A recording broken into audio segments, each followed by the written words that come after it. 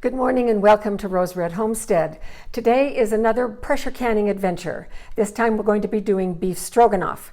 For those of you who may have watched our Meals in Bags video, the beef stroganoff was featured in that video, although I didn't give any kind of a recipe. I just kind of unpacked a bag and showed you what I keep in that particular bag. And I've had some requests from local people who are my friends here who would like to have us do a video on the actual recipe and canning of beef stroganoff. So that's what we will do as soon as we come right back.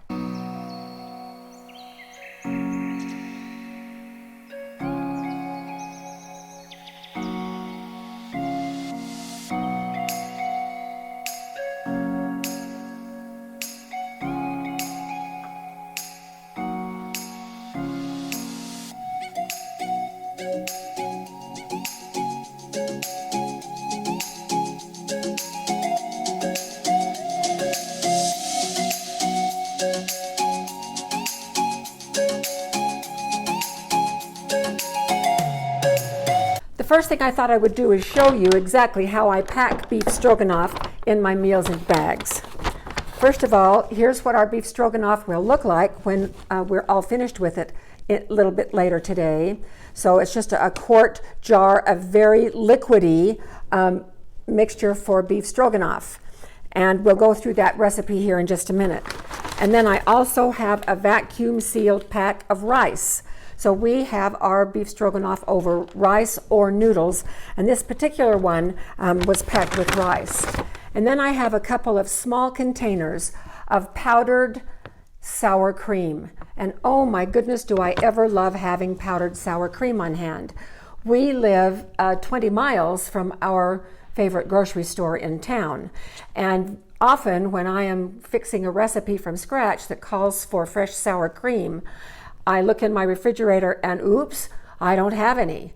And so even though Jim is always willing to run to the store for me, but just for sour cream, no. And so I just take the sour cream powder out of the cabinet and mix up enough for the recipe, and it's very convenient. So once we finish today, and after these are cooled later on this afternoon, I will be packing these brand new 7 quarts of beef stroganoff right here in my Meals in Bags.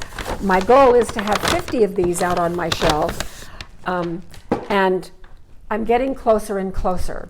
But the other thing that we use the Meals in Bags for, or just a prepared entree, is that it is so convenient, and we can rotate through those bags out on our emergency shelf.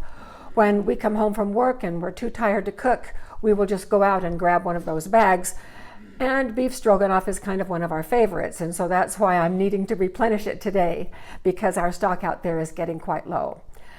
The recipe that we will be using today comes from this book. I have changed it just a little bit, but this is the all-new Ball Book of Canning and Preserving. And as you can see from all these little bookmarks, I really love this book and I use it quite a bit. So complete instructions for doing beef stroganoff in a quart jar can be found in this book, although I will be giving you the recipe today. We are going to start by looking at the ingredients. I have everything already here. Last night I chopped the meat, I cubed it. It's in nice little 1-inch cubes. And then this morning I sliced mushrooms and onions, and boy were these onions strong. I had a good cry over these onions. And then I have some tomato sauce. Now the recipe calls in the book calls for tomato paste. I looked out on our shelf this morning and we don't have any tomato paste. So I'm just going to use probably 3 tablespoons of the tomato sauce in place of the tomato paste. And then we have Worcestershire sauce, pepper, parsley, and thyme. And I'll be giving those amounts as we go forward. But before we get started, I did want to show you a cool little tool that I have that helps peel garlic. So I have peeled 4 out of the 7 that I'm going to be using today. So Jim is going to come and do a close-up while I show you this particular tool. Here is this tool. It's just a little rubber cylinder, and these are already peeled, but these are not peeled. And so all I do, whoops, one got away from me there, is just place this right in this rubber tool and rub it like this, and it comes out peeled, and the peelings stick on the inside. So I'm going to quickly do these other two, and then we'll get to the recipe. And that's all there is to peeling garlic. It is so convenient. And I got this at a kitchen store. There you go. I have all the ingredients assembled here, and we are going to begin by putting the meat in the bottom of the jar first. And I have my little kitchen scale right here. Now this kitchen scale can measure either metric or standard. So my kitchen scale is now set to ounces. That was easier than going all the way over to pounds. So I'm going to be putting in about 16 ounces of this meat in the bottom of each jar.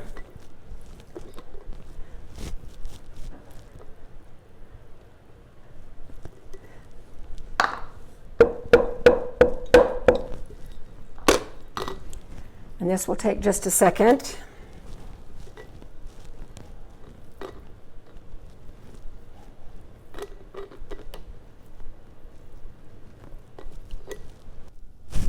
That takes care of the meat.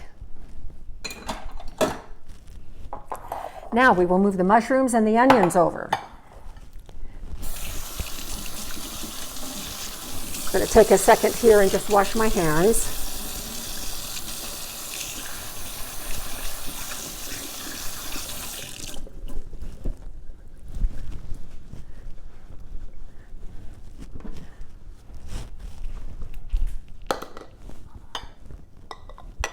Now I have these jars all lined up, so it should go fairly quickly here. And my half cup measure right here. So it's a half a cup of mushrooms, and this is, approximately, I just kind of stuff them in there.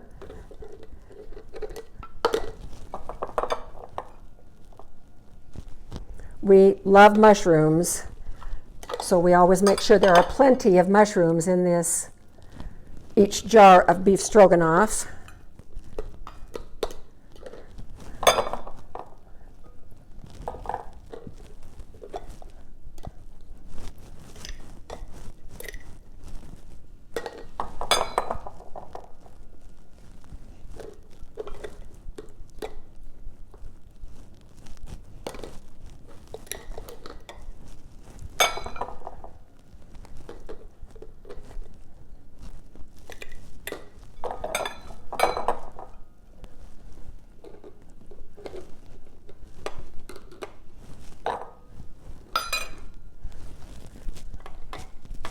If I push down, I'm going to be able to make some more room for mushrooms.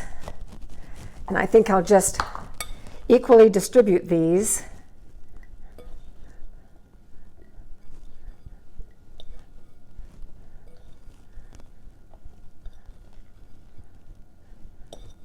And there we go. Now for the onions. And it is also a half a cup of onions.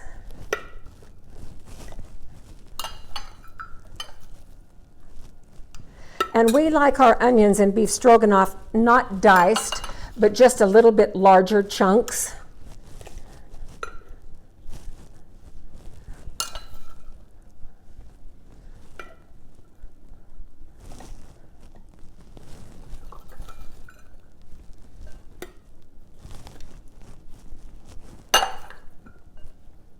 And you can see this is a very generous half cup of onions.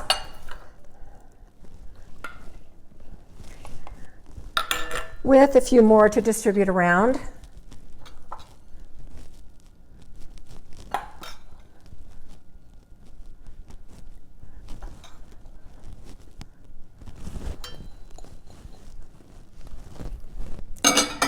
So this is our big stuff. Now let's go on to the other things that we have to add. So I'm going to put about 3 tablespoons of tomato sauce in each one.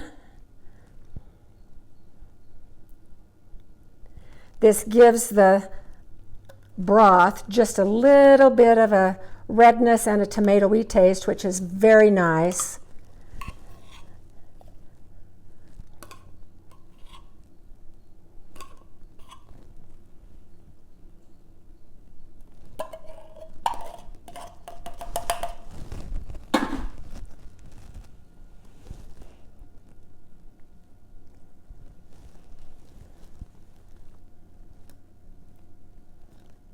There we go.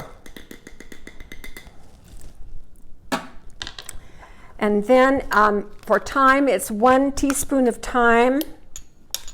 So I am just going to actually eyeball it.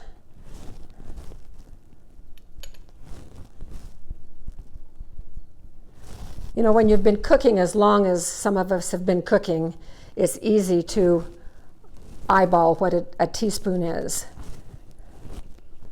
But if you're more comfortable measuring exactly, by all means do that. And then another teaspoon of parsley.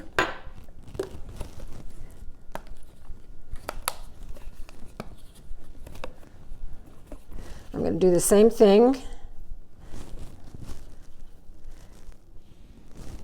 And these little green speckles in the beef stroganoff are a very nice feature. Plus, the taste of parsley is very nice.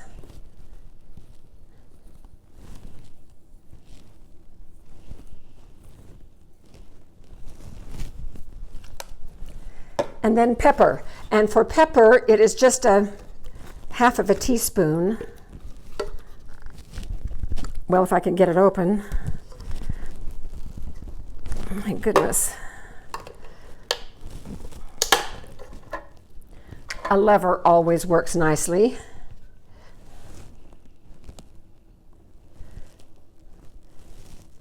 And this recipe does call for salt, but as many of you know, Jim and I are focusing on a healthy lifestyle, and so I'm not putting any salt in any of our canning anymore.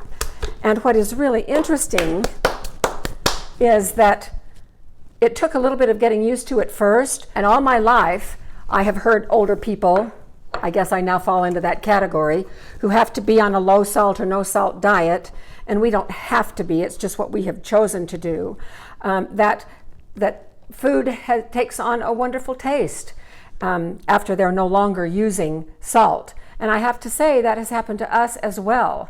I'm really enjoying the pure taste of food without the salt in it. Okay, now in the Worcestershire, we need a couple of tablespoons in each one. So there's 1 and 2. And it is this Worcestershire and the mushrooms that really give beef stroganoff its distinctive taste. 1, 2. This is such a lovely meal to be able to just pull right off the shelf and have it almost all done.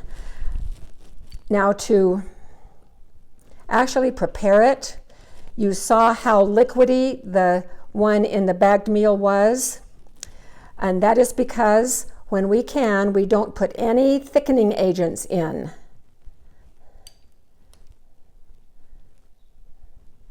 I'm about out of Worcestershire sauce. So I had to go to my shelf and get another bottle of Worcestershire sauce. That one was all gone. And so for the last 2,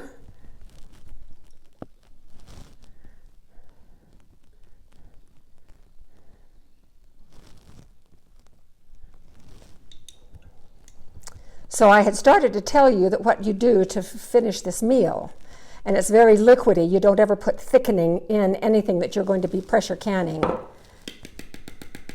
because that would cause a frothy mess inside your canner.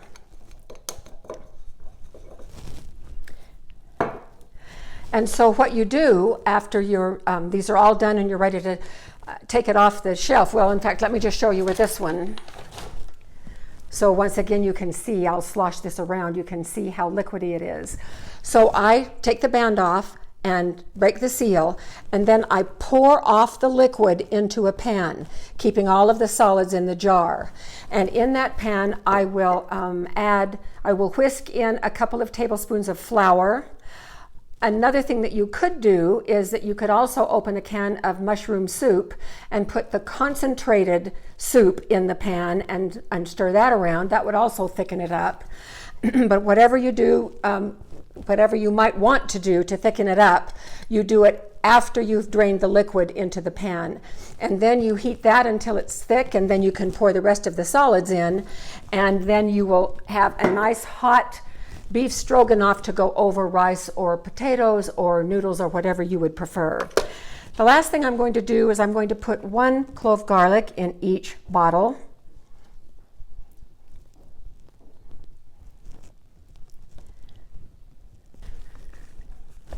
All right.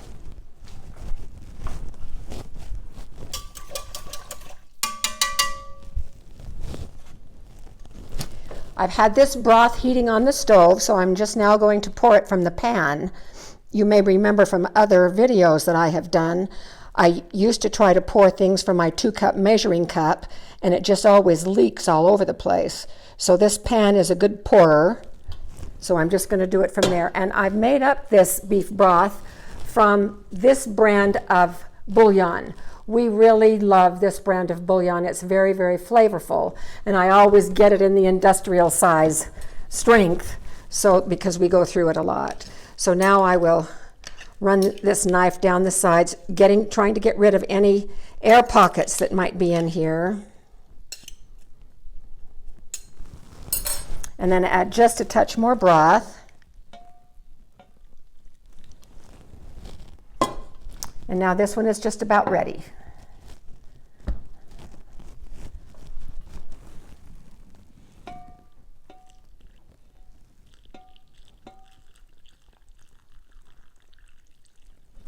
Ooh, this just smells so good.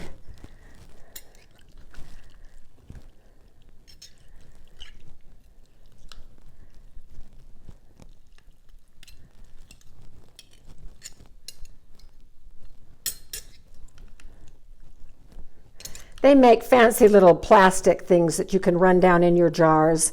Some people say you need to be very careful that you don't score with a knife like this, a table knife like this, that you don't score the inside of the jar, otherwise it might crack when it's processed.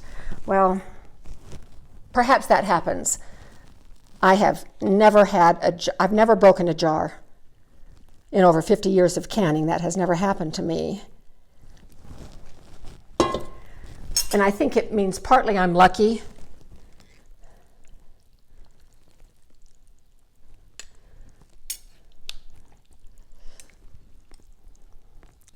I really don't attribute that to any particular skill. Okay. Now I'll do the rest of these jars off camera. But I want to show you what I do next. So I just got a paper towel and I dampened it, and I'm now running that around the lip edge of these jars. Then I will put a lid on and a band and finger tight. My pressure canner is already outside on the patio, and it is simmering and ready to receive these bottles. So when I get all finished with this, Jim will meet us outside, and we will put all 7 jars right in the canner and start them processing. There's number 2, and then here is the 3rd.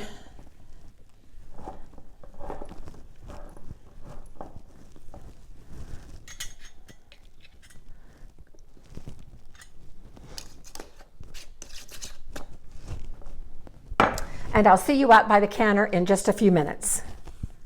Here are the last 2 jars going into the canner. The canner has been out here simmering. The other jars are in there, so we'll place these in.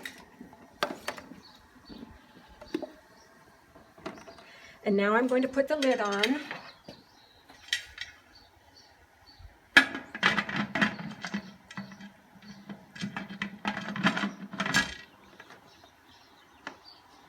And the weight is here, but I'm not going to put it on here yet. Those of you that are experienced canners know that what happens next is we have to bring the pot to a boil to where steam just blows right out of this vent. And we need to let it vent that steam for 10 minutes so that the air inside is replaced with steam. And then once this has happened for 10 minutes, then we will put the weight on, and then mine is a dial pressure measurer.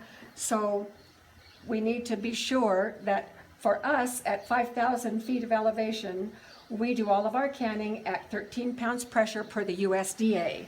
So when the dial gets between 13 and 15, we keep it in that little range right there, and then we will start processing for 90 minutes. Then once 90 minutes is finished, then we will turn the heat off and let it cool down naturally, which is very, very important. And when we then are ready to open up the lid and see the results, we will bring you back. So that will be probably in about 2 hours our time. So we will see you then. It's been a little over 2 hours and our needle is down to 0. This valve has fallen. I always check to see if there's any steam left in there. No, there isn't. And we're ready to open it up. Always away from my face. Woo, very steamy.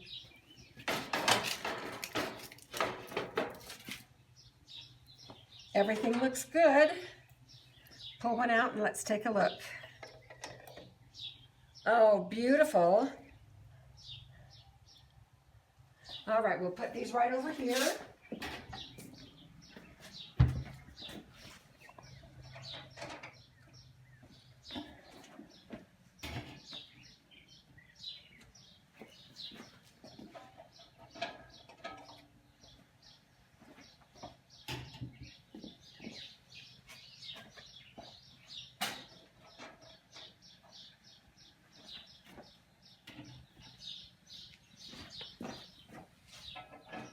Looks like they're still a little bit boiling on the inside. I see mushrooms and onions at the top, right where we put them. Meat's still on the bottom. And here we go. All right, now, none of these have popped. Oh, this one has popped? No. Okay. Here they are. Now, these will have to cool for several hours, and once they're completely cool, then I'll take them in. I always take the bands off and wash them with warm soapy water. Then I'll put the bands back on loosely, and then I will bag these for meals in bags. But we've already done a video on that part, so I don't need to show you that. One more thing I do want to let you know was that we filled these jars really quite full, and so I was wondering how much broth it would take to fill these 7 jars. And so off camera, I measured what was left in the pot, and we had used exactly 2 quarts to fill these 7 quarts. So if that might be useful information for you, there it is, when you make up the broth and fill your jars as full as we did.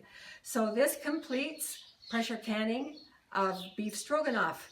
Thank you for joining us, and we will see you next time.